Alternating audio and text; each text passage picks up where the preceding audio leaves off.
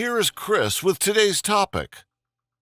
Well, welcome back, folks. We all hope you had a great Christmas and wish you a prosperous new year coming up. And we're also wishing a prosperous new year specifically for BioLargo and all of us who are shareholders of BioLargo, as well as for its great CEO, Dennis Calvert, who joins me today. Dennis, I'm glad you could take a few minutes during this holiday time, which is not as much downtime for some of us, is it? No, it's pretty busy actually. Yeah. But it's awesome. It's a chance to reflect, of course. You look back at the year, look forward. We tend to look forward, learn from the past, move forward in a tweaked and better way. That's kind of the theme.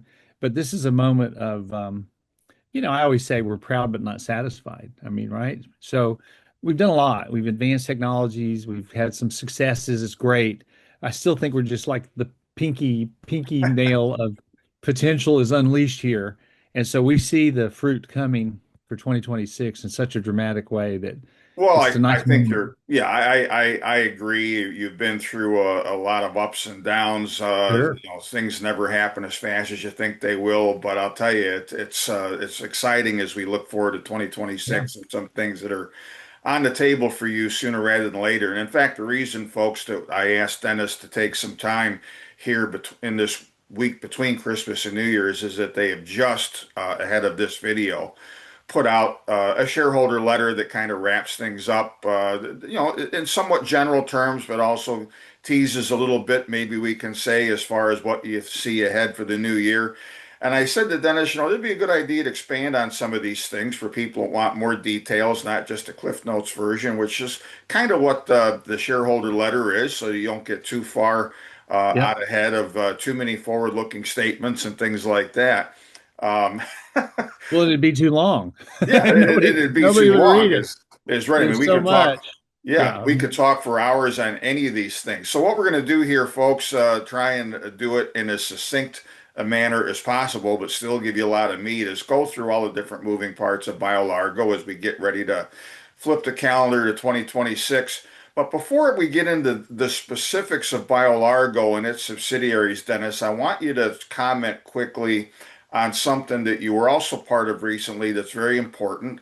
Some folks should remember, and most of those who have followed you and I, or both of us, already know this, that it's been a year since you were appointed to the Commerce Department's ETTAC Right. advisory committee. Yep. And recently, your committee just authored a letter to Secretary Lutnick at Commerce to say, hey, Mr. Lutnick, here are the things that we think are important as we go into this new year. Here are the opportunities that we have as a nation. A lot of these things, of course, dovetail with what you're doing at BioLargo in different ways, but it's much Yep. broader than this. The U.S. really has an opportunity to seize the initiative, I think, with a great tailwind policy-wise from the administration and Yep. make a lot of things happen. So give us just a quick version. I'm going to have a link in the notes too, folks, to this video so that you can actually read the full text of this letter. But Yeah. give us a quick view of that, Dennis. Thank you. Yeah, I think it's a great segue too, and I do believe that it's both in the national interest and the industry interest and BioLargo's interest. I mean, they just sort of converge here. And as you recall, it took me a while to sort of find my footing in this role because it's new. But I did discover something that I could get some passion about and really hopefully make impact, right? Whether the administration takes the lead or doesn't take the lead, we're kind of in the put the truth out there and let it soak in business as opposed to the outcome business because there's so many factors that go into policy, right? So we know that. And what you really want to do though in this committee role is provide a glimpse at the front line. There's 40 members on this committee, and they are specialists in this area, environmental technology. I was named the chairman of the subcommittee for enabling innovative technology as a subcommittee. And that's a really fascinating kind of spot because you get to do deep dives in the things that we're very knowledgeable and passionate about at BioLargo, which is this cutting edge innovation. And so when you talk about enabling innovative technology, just think about the words enabling innovative technology. Most policy is a compliance driven policy. And that's like the EPA says, I'll fine you if you don't clean up your PFAS. Okay. That's That's policy, that's compliance driven. Okay. Enabling is, hey, we think this is important, and the military or the United States government is going to procure and do all sorts of incentives to create incentive for risk-taking entrepreneurs like BioLargo to stretch out on the cutting edge to usher in new technology. I mean, that's it. It's really that simple. And so, and then, why the Secretary of Commerce? Why the Commerce Department? Well, that's the business of the United States. And they compete on a global scale and more global, right? More and more, it's a global market with knowledge, with pricing. All right. And now, of course, this administration has taken a really stern approach on tariff and breaking down non-tariff based barriers to trade on a global scale. And so we believe the environmental technology industry as a whole has a very important place in policy because in this most simple terms, there's an opportunity to lead. If you want to be a leader, then there's a playbook, and the playbook has a menu of choices. And people say, well, that's a lot of, we had 8 policy recommendations, 8. And so people would say, eight's sure a lot. And I'd say, look, I'll take one. In other words, the shift in thinking is really the point of the letter. Think enabling, not compliance. Compliance is very important too. And if you think about the valley of death that all entrepreneurs and all cutting edge technology people face, that valley of death can be minimized by enabling policies. And if they're minimized, then capital can flow. And if capital can flow, innovation can occur, adoption can find its track, and all of a sudden, impact can happen. And when we talk about impact, we're talking about not just theoretical impact, we're talking about real life jobs, manufacturing, technology deployment, cleaning up the environment, solving critical minerals, cleaning up water, handling air, recycling waste to value. And waste to value is a buzzword. Waste to value is waste to energy, waste to components, waste to minerals, waste to value. It's a whole industry. So at the very highest level, this letter sort of breaks down that thesis and says, hey, there's an opportunity to lead here, and American companies, including ours, not just ours, but American companies in general have this incredible technology. But if left alone to the market dynamic, that's essentially the theme. If you're left alone to the market dynamic, then you're like a nomad, and you make decisions based on the whim of policy. And listen, there's some of these industries that are extraordinarily subsidized by foreign governments. I mean, and of course, China's a classic. The battery technology space is one of the obvious ones, and we're deep in. I mean, we're coming at it hard, and we have this great technology that can compete at global scale, and so and a chance to really dislodge this China dominance for supply chain and enable what? Enable workforce, hiring, billions of dollars of revenue, net export, energy transition, storage, AI, data center. It's really mind blowing. And so to me, I hope the takeaway, and again, I'm so glad you brought it up, is, Yeah. one, I want to get feedback. You agree, disagree, right? We want to know. Have you experienced it? Are you experiencing trade barriers yourself? Is there something, does anybody have a voice? Does somebody want to share a voice?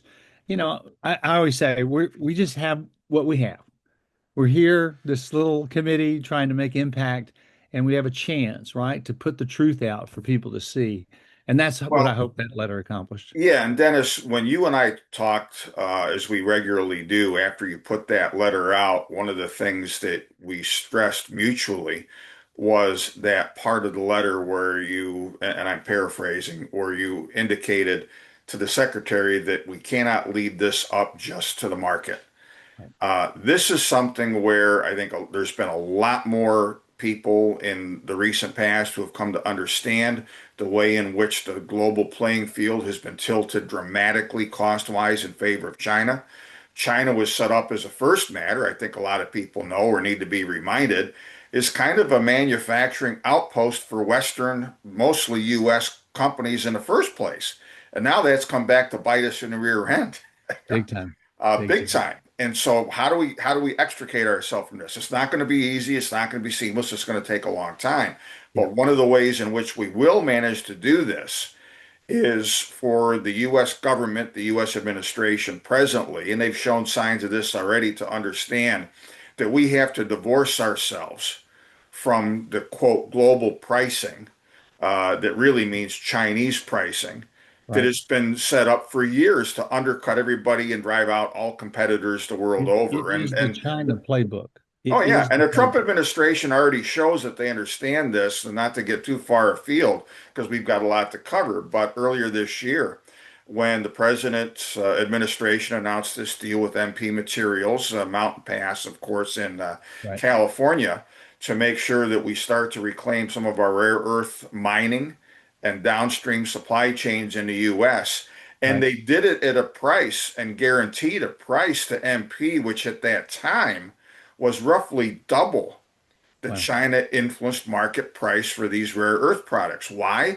Because if you want first world standards, you want employment in the US, et cetera, Right. we cannot live with Chinese standards. We need to recreate our own. And so that to me was a really big thing, and I certainly hope you get some uptake on that. Well, I think you're right on, actually, and that's kind of what the whole theme is. In fact, I had a meeting about a week ago with a leader in a quasi-government agency, and they looked me in the eye and they said, in many of these markets, we've already lost.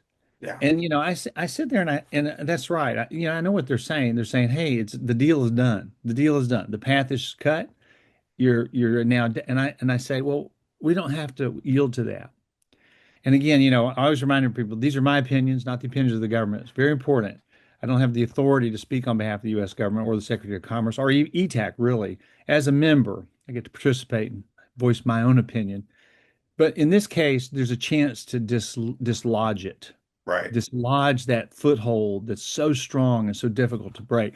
And it requires this enabling policies. I mean, it's really that it's so simple. It's not simple, it's complicated.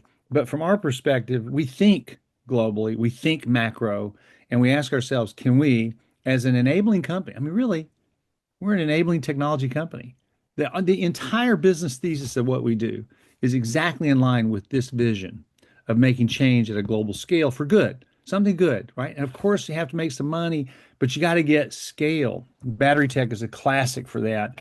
But really, all of these innovative technologies require some level of scale and production so that you can break that back, get through the adoption cycle, get the wind in your sails, and go out and make impact. And it's right. taken us, a long time, but we are in it to win and in it to impact. And I just think it's a moment, man. We got to grab it.